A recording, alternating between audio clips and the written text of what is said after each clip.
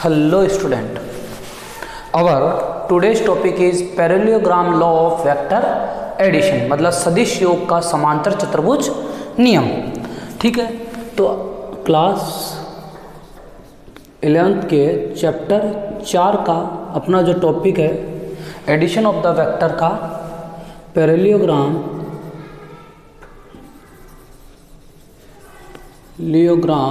Law of vector addition, सदिश योग का समांतर चतुर्भुज का नियम, सदिश योग के समांतर चतुर्भुज नियम। पैरेललोग्राम क्या होता है कि जिसकी दो साइड्स क्या रहती है, जिसकी दो कोरस्पॉन्डिंग साइड क्या रहती है, इक्वल रहती है। जिसकी दो मतलब एक ऐसा क्वाड्रिलेटरल जिसकी दो कोरस्पॉन्डिंग साइड, कैसे, जैसे मान लो एक ये है, एक ये साइड है, तो ये कोरस्पॉन्डिंग नहीं है ये है तो ये हो गई, और ये है तो ये हो गई। मतलब दोनों कोरस्पॉन्डिंग साइड इक्वल रहती है और पैरेलल रहती है। ध्यान रखना, 1 2 3 4, तो 2 और 4 ये इक्वल और पैरेलल होगी, और 3 और 1 ये इक्वल और पैरेलल होगी, और ये होता है तुम्हारा पैरेललोग्राम, या बोले तो बोल सकते हैं इसको समांतर चतुर्भुज। क्लियर है, आगे चलते हैं। और अगर triangular law of vector addition में अपन ने क्या पढ़ा कि अगर किसी ट्रायंगल की दो सक्सेसिव आर्म किन्हीं दो वेक्टर को रिप्रेजेंट करे तो उनकी थर्ड आर्म उनके रिजल्टेंट को रिप्रेजेंट करेगी। ये पढ़ रखा है। तो देखो अब इस पर डिस्कस करते हैं कैसे होगा। कि मान लो एक वेक्टर है P और एक वेक्टर है Q, और दोनों के बीच का एंगल है थीटा। ठीक है, अगर ये Q है तो इधर भी अगर इसका मैं बनाऊं तो ये बना दिया, तो ये भी क्या होगा, ये भी Q होगा। और अगर ये पैरेलल है तो एक इधर भी खींच दिया, तो ये P नीचे वाला, तो ये भी P होगा। तो ये बन गया एक पैरेललोग्राम। नोमेनक्लेचर कर देते हैं, ये A B C और D, ये हो गया तुम्हारा पैरेललोग्राम। अब देखो इसका वेक्टर एडिशन कैसे होगा, समझना। ये वेक्टर इधर, ये वेक्टर इधर, तो ये और ये दोनों एक ही डायरेक्शन में, तो इनका जो रिजल्टेंट होगा इसका वो डायगोनल होगा जो इन दोनों वेक्टर से होके गुजरेगा R। ये इसका मैग्नीट्यूड होगा R। अब R में मैग्नीट्यूड होगा, लेकिन R की डायरेक्शन किधर है, तो P से इसकी जो डायरेक्शन लेंगे वो एंगल अल्फा से रिप्रेजेंट करेंगे। तो यहां पर क्या बोल दिया कि let P and Q vector are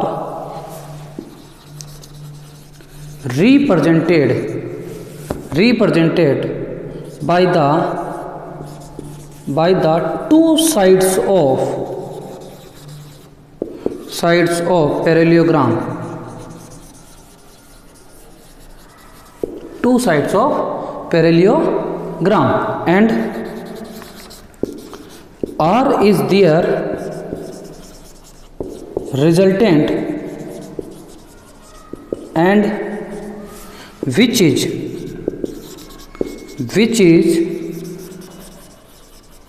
represented by, किससे रिप्रेजेंटेड होगा, इन दोनों इसके डायगोनल से, which is represented by diagonal that passing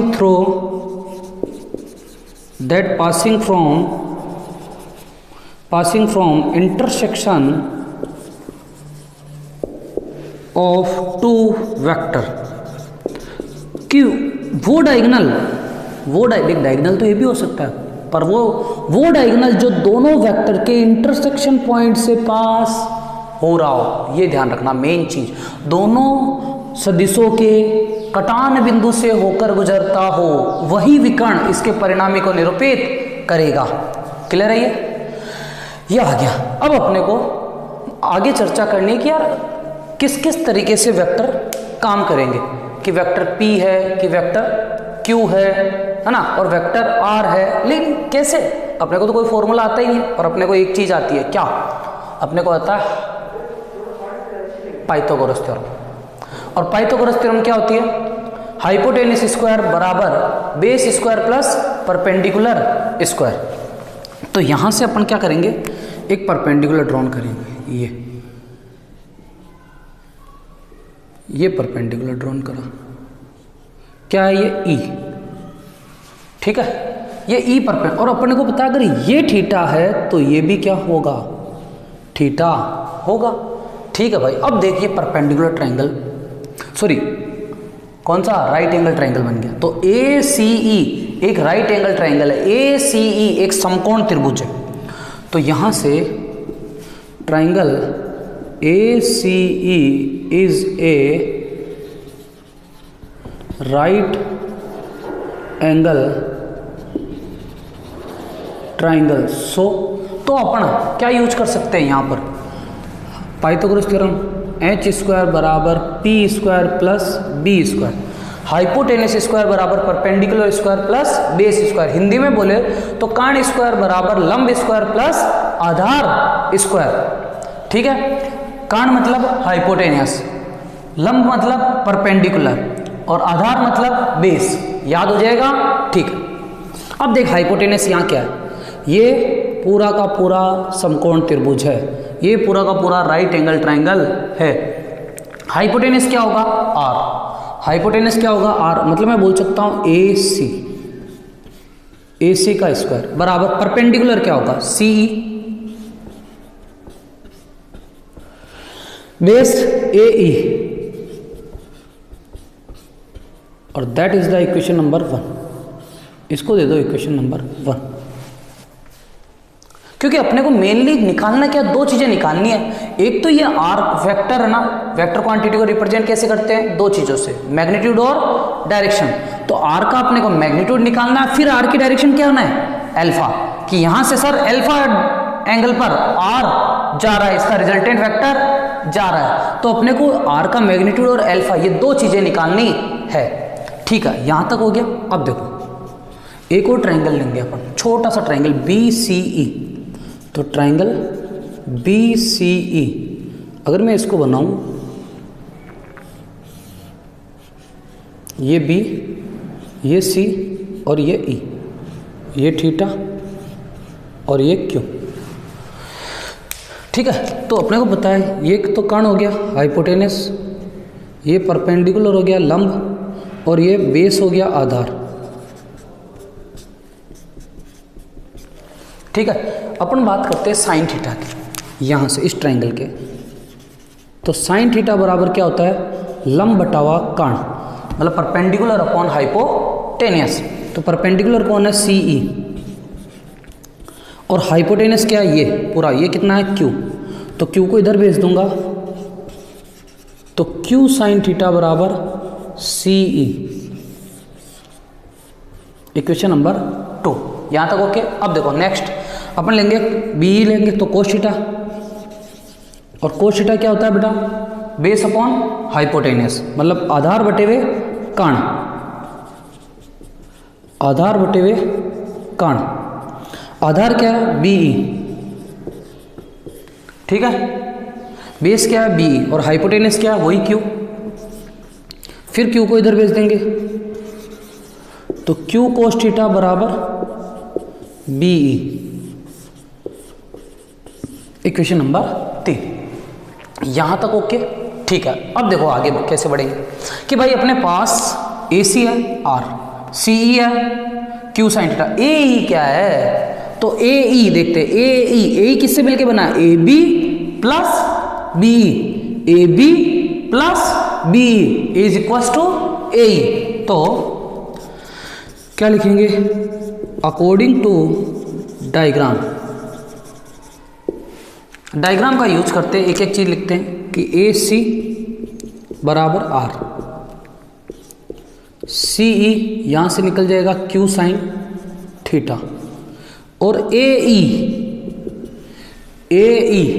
is equal to A B plus B E, A B plus B E, और ए बी क्या है भाई, P, और बीई तुमने यहां से निकाल रखा, बीई क्या है, क्यू कोस थीटा, तो P plus Q cos theta. बोलो ए सी सी ई और ए की वैल्यू आई नहीं आई। अब that values put in the equation 1, ये सभी वैल्यू इक्वेशन 1 में रखने पर that values put in equation 1, तो मतलब दैट वैल्यूज चिपकाएंगे इन इक्वेशन 1, सभी के सभी वैल्यूज किसके अंदर चिपकाने पर, इक्वेशन 1 में चिपकाने पर। तो देखो चिपका देते हैं, तो कैसे चिपकाएंगे, ए सी चिपकाओ भाई, ए सी की जगह आर रखो तो R square, okay.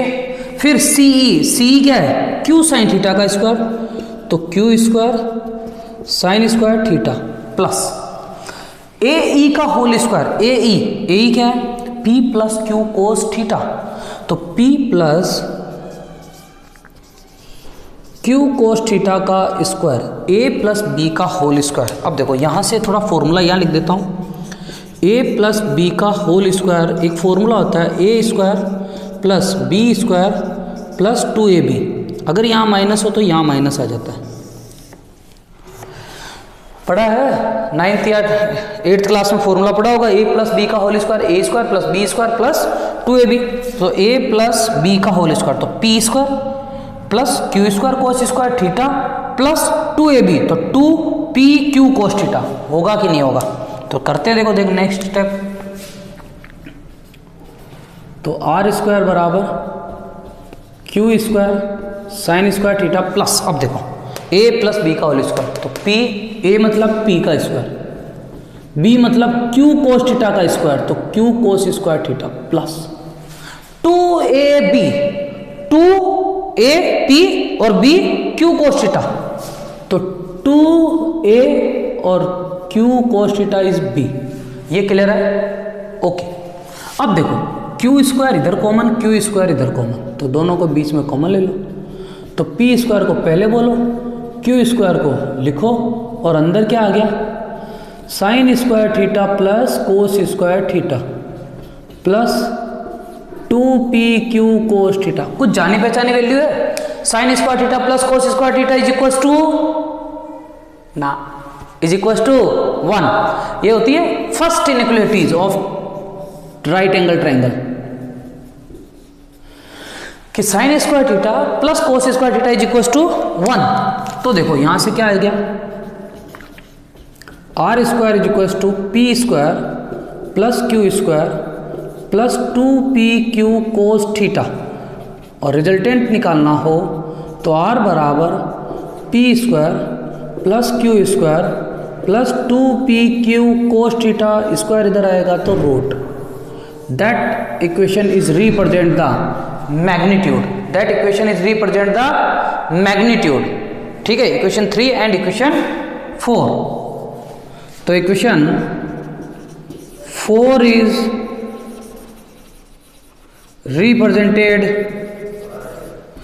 magnitude of vector r, so that vector is represent the magnitude of the vector r। मतलब कि ये जो वैल्यू है r, ये जो वैल्यू आई है निकल के root of P square plus Q square plus 2pq cos theta, ये किसको रिप्रेजेंट कर रही है, ये इसके मैग्नीट्यूड को रिप्रेजेंट कर रही है।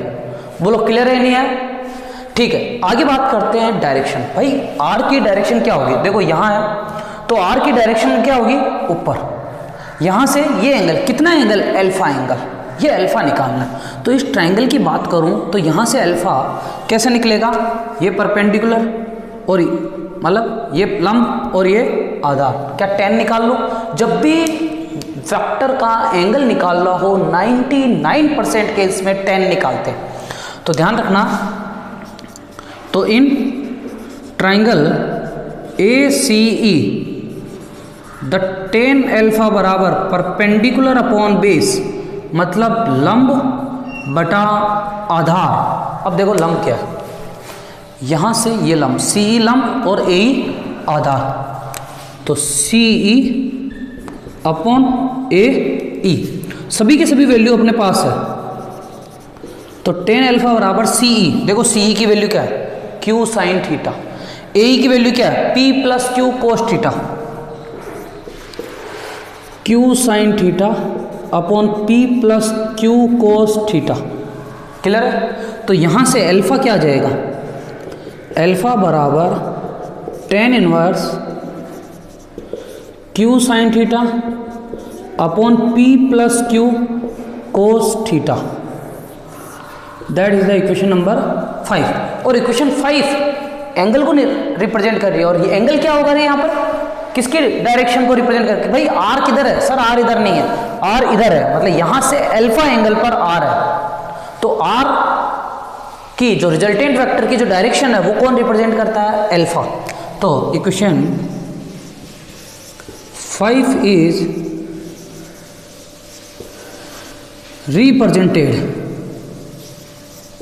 represented the direction of vector R. Clear है? तो एक तरीके से अपन ने आर वेक्टर का मैग्नीट्यूड और डायरेक्शन निकाल लिया, और ये तुम्हारा है parallelogram law of vector addition, समान सदिश योग का समांतर चतुर्भुज नियम। क्लियर है? अब इसके देखो केस भी है 4-5 केस, तो वो अपन कल डिस्कस करेंगे, नेक्स्ट वीडियो में डिस्कस करेंगे। ओके, तो आज के लिए थैंक यू।